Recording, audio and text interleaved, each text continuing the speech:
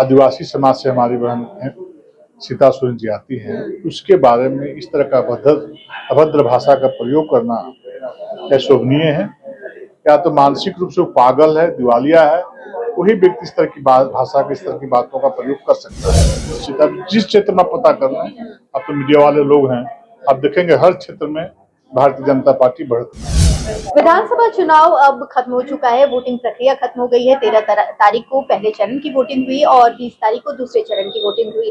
अब जो है अलग अलग पार्टियां अब ये कह रही है कि वो उनकी जीत होगी। क्या कुछ है, चलिए इसको समझते हैं हम राज्यसभा सांसद आदित्य साहू जी से और उनसे बात करते हैं कि सर, अब पार्टियां जो है वो दावा कर रही है कि हमारी सरकार पर एक तरफ इंडिया गठबंधन जो है महागठबंधन वो कह रही है कि उनकी सरकार बन रही है, दूसरी तरफ एनडीए भी कह रही है कि उनकी सरकार बन रही है। क्या कहेंगे, क्या कह रहा है इस पर? देखिए, इंडिया गठबंधन वालों जो दावा कर रहे हैं, दावा करना भी चाहिए, कोई भी लोकतंत्र की लड़ाई में दावा करता है, लेकिन जिस प्रकार से झारखंड के लोगों का गुस्सा और आक्रोश झारखंड मुक्ति मोर्चा, कांग्रेस और आरजेडी के प्रति जो दिखा है, जो बूथों में जो भीड़, लंबी लंबी कतारें दिखी उनके विरोध में, काफी पीछे इस लड़ाई में इंडिया गठबंधन है और भारतीय जनता पार्टी के नेतृत्व में इस राज्य में सरकार बनेगी।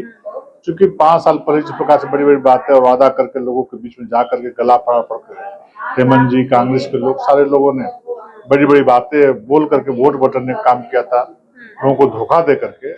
उस धोखे में कोई जाने वाला नहीं है। उन झूठ बोलने वाले लोगों के प्रति लोगों का विश्वास उठ चुका है और भारतीय जनता पार्टी और देश के यशस्वी प्रधानमंत्री नरेंद्र मोदी जी का ऐसा रिकॉर्ड रहा है कि जो भारतीय जनता पार्टी करती है, प्रधानमंत्री जो करते हैं वो करते हैं। इसलिए उनकी बातों पे भरोसा करके, विश्वास करके भारतीय जनता पार्टी एनडीए के जो भी प्रत्याशी रहे उनके पक्ष में लोगों ने मतदान करने का काम किया है और भारी सीट जीत करके हम 23 तारीख को आने जा रहे हैं और हमारी सरकार, एनडीए की सरकार इस राज्य में बनने वाली है, जो जनता की सरकार होगी। सर, आपने कहा कि भारतीय जनता पार्टी जो कहती है वो करती है और श्री प्रधानमंत्री जी भी जो कहते हैं वो करते हैं।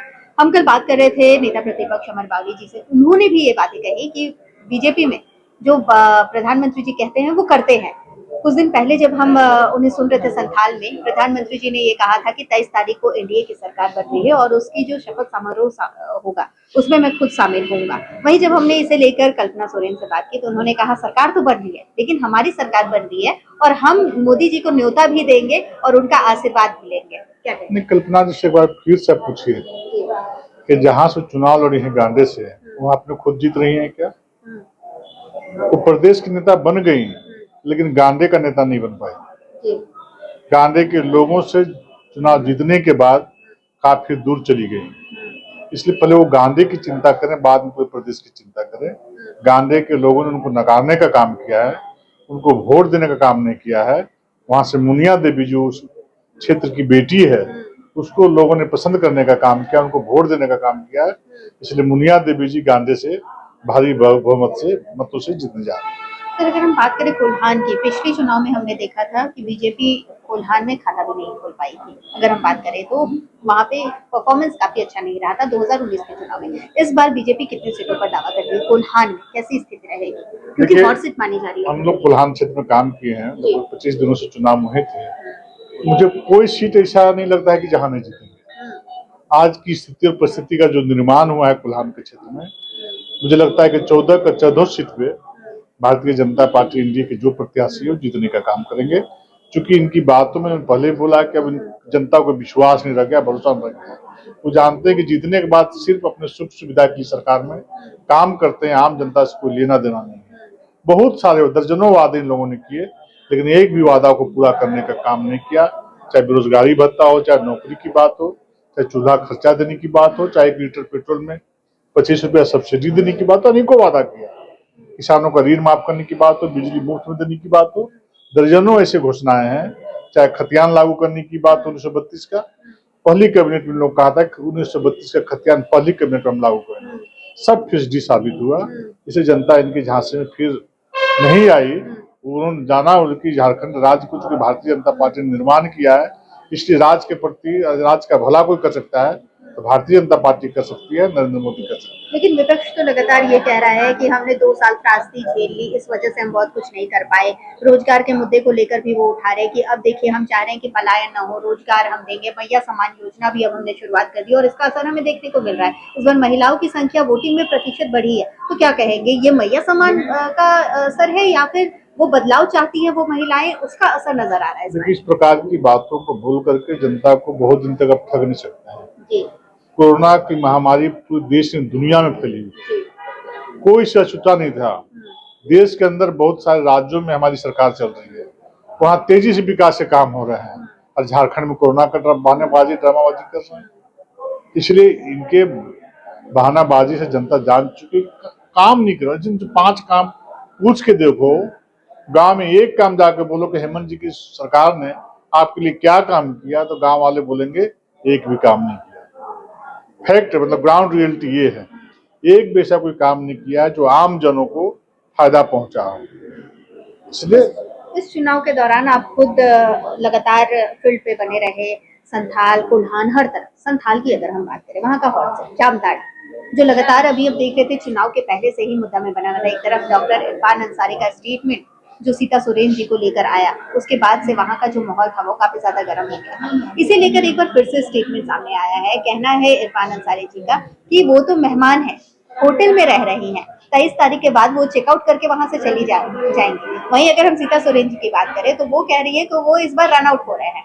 दोनों आउट शब्द का इस्तेमाल कर रहे हैं। कौन चेकआउट होने वाला है, कौन रन आउट होने वाला है? मेहमान हो चाहे कोई भी हो, किसी भी बहू बेटी के बारे में, विशेष करके जो आदिवासी समाज से हमारी बहन है सीता सोरेन जी आती हैं, उसके बारे में इस तरह का अभद्र भाषा का प्रयोग करना क्या शोभनीय है? या तो मानसिक रूप से वो पागल है, दिवालिया है, वही व्यक्ति इस तरह की भाषा के, इस तरह की बातों का प्रयोग कर सकता है। और मुझे लगता है इरफान जी को थोड़ा अपना दिमाग का चेकअप कराना चाहिए कि किनके बारे में क्या भाषा बोलनी, क्या बातें बोलनी है, वो जरूर चिंता करनी चाहिए। एक बार के विधायक रही, एक मतलब वीडियो महिला है, उनके प्रति इस प्रकार का अभद्र टिप्पणी करके सिर्फ सीता सोरेन की बात नहीं है, देश की अब आधी आबादी वाली महिलाओं के बारे में शर्मनाक टिप्पणी की है, राज्य की आधी आबादी को टिप्पणी की है। एक बहू और बेटी के साथ इस तरह का अपमान भाषा का प्रयोग करके आखिर आप संदेश क्या देना चाहते हैं? आपके घर में बहू बेटी है, सबके घर में बहू बेटी है। आप कल्पना करिए कि आपके घर का इरफान जी के घर का बहू बेटी के साथ इस प्रकार कोई भाषा का प्रयोग करे तो उनको कैसा लगता होगा? मानवता भी कुछ चीज होती है, मानवता में चिंता करते हुए इस प्रकार का भाषा का कहीं कोई जगह नहीं है लोकतंत्र में या समाज में। इसलिए चिंता करना चाहिए, उनको बार बार महिलाओं से माफी मांगना चाहिए, सीता सोरेन से माफी मांगना चाहिए, और माफी मांगने के बावजूद भी यह विषय माफ करने वाला नहीं है।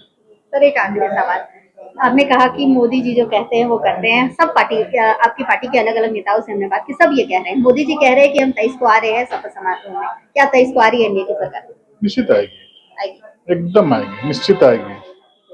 उस जनता की सरकार को निश्चित अब जिस क्षेत्र में पता करना है, अब तो मीडिया वाले लोग हैं, आप देखेंगे हर क्षेत्र में भारतीय जनता पार्टी बढ़त में है। तो ये हमारे साथ थे राज्यसभा सांसद आदित्य साहू जी, जिनसे हमने बात की और जाना कि आखिरकार इस बार एनडीए की सरकार आ रही है या नहीं आ रही है। लेकिन इस बार ये भी देखना दिलचस्प होगा कि 23 तारीख का रिजल्ट जब आता है तो उसके बाद झारखंड की जो सत्ता है वो किसके हाथ में होती है। आखिरकार झारखंड का जो ताज है वो किसके सर पर विराजमान होता है। लगातार आप बने रहिए 99 न्यूज के साथ। वीडियो जर्नलिस्ट कौशल के साथ मैं मंजूषा भारद्वाज, रांची।